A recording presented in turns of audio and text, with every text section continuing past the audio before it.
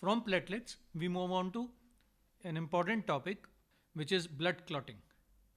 Clotting time is 2 to 4 minutes. Coming to mechanism of blood clotting. Of course, there cannot be a blood clotting without injury. So, whenever a person suffers from injury, the process of clotting starts.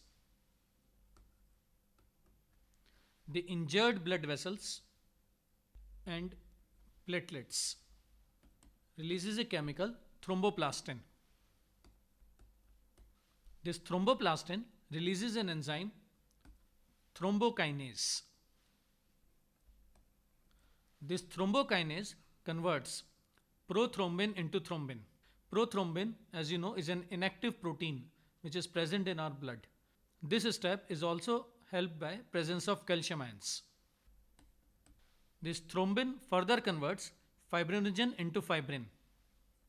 This fibrin forms a meshwork. Inside this meshwork, multiple blood cells are entangled, and this results in the formation of a blood clot, which stops the process of bleeding. So, multiple factors are required for blood clotting. Similarly, there are multiple factors which also inhibit blood clotting. And the factors which prevents blood clotting are known as anticoagulants. We'll discuss some of the important anticoagulants. The first anticoagulant is heparin. It is a mucopolysaccharide present in our blood. Another factor is citrate phosphate dextrose. This anticoagulant works when the blood is kept in blood bank. Another very important factor which has been asked various times in entrance exams is sodium oxalate. This factor also works in blood bank. The mechanism of action of sodium oxalate has also been asked in entrance exam.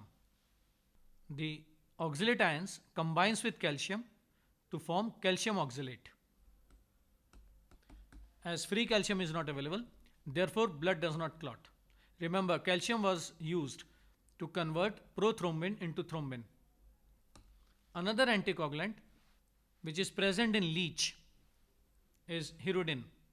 Leech, you know, is an ectoparasite on various animals, including human beings.